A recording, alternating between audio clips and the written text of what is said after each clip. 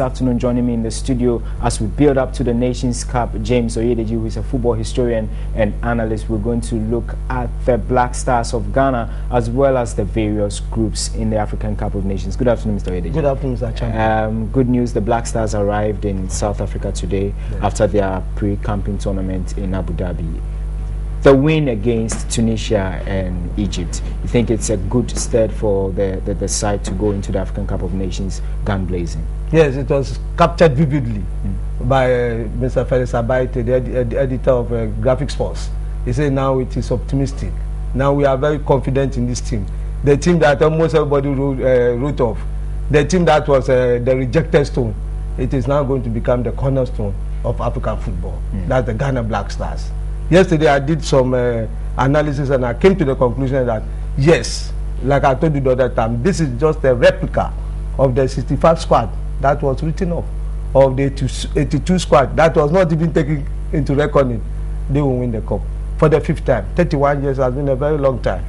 Because Sapia, like I said here again, should cut a niche for himself by lifting the cup from Port Elizabeth to Johannesburg and to Koteka Airport. You think that is possible? Yes, it is very possible because the team is now well balanced. I was very happy that everybody is now involved. You saw Joker's comments about Kwarase. He said Kwarase lost concentration by conceding those 2 first-half goals against Tunisia, but he should be retained. And the team psychologists should work very hard on him. It means that many people, a cross-section of Ghanaians, now know that football is not only the training on the pitch. Football is not only the movement of players on the pitch or the shouting of instructions by the coach, but the role of the medics, the role of the psychologists. Have you seen it? The medics have come out to say that 3 players who were not very fit some 72 hours ago are now okay. Yeah. As if Osai is okay. I think Antonio is okay. So you now have the full team. And in those days we used to say that the Black Stars should go with full players. It means every player is now available for use. I'm very eager to see the combination of John Boy and Akaminku to remind me of those days when they were doing wonders at Heart of Lions. They should do the same thing, for me in particular, and for all of us of Ghana Premier League, that the products of our league have manifested into the stars of the national team. Yes, the Blacks have a very good chance. The only club which may frighten them is when they meet Claude Leroy. And like I also said here, he believes in the total midfield dominance. So you overwhelm him by overcoming him numerically. And like Bobo said the other time, the Stars should not play the first 15 minutes in their own half of the pitch, especially in the first match. Play in the opponent's half, get your opening goal, and the day is sealed. Okay. Well, Mr. Oyedeji, let's look at also, you were saying that the medics play a vital role in football, but I mean, bonuses will also play a key role. Most countries have already announced bonuses for their teams. Ethiopia has announced theirs. We have DR Congo also, they've received the boost. Do you think Ghana's is enough to really get us the fit trophy that we want? Oh sure, $12,500 per match. Let's make this thing very clear. It's not per qualification. I think it's per match. So when you have 12,500 times 3 for qualifying from the groups, it's enough incentive. Look at Group B, where the Black Stars of Ghana are placed. We're playing on Sunday against DR Congo. Do you tip, DR Congo, Ghana, or Mali, Niger, Ghana? Which of them do you tip to sail through the groups? Okay, so obviously Ghana. Then now we can select the rest. Ghana has qualified. Ghana will qualify, inshallah. DR Congo and Mali will depend on how they perform in their first match. Fortunately for Mali, DR Congo is going to meet the Black Stars in their first match. A loss for DR Congo may dampen their spirits because Mali has now got Keita, the 2nd best African footballer of the year last year, or last 2 years, and a whole lot of other players around. I think I would, for interest sake, I wish Mali to qualify. So that in the West African, that issue normally unites players. You see boys from the middle of Mali, geographically, politically, religiously, those from the north and the south coming together to play as the national team. Yes, they forget all the domestic problems and concentrate on the game.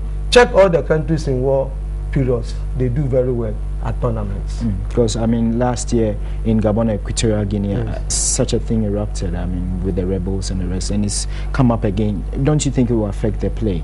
No, it will not. That's what I'm saying. That the idea that you are fighting to unite your people. Let me take you quickly to Boake. When the what do you call it? The elephants got home, there was a ceasefire, unilateral ceasefire by the rebels in the north and then the national forces from the south, because DJ Drogba and co have arrived. You can now imagine the euphoria among the people. That is why DJ Drogba said that they need this cup to unite their people the more.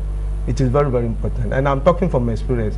Any country that has been in war or they have been in some form of hostilities domestically have done very well externally in order to show to people that they are still one and the same people. It's just that maybe political differences or religious differences are causing or giving the international the community wrong signals, but they are one and the same. Mali will do very well, I promise. So you are but for interest, I'm tipping Ghana Mali.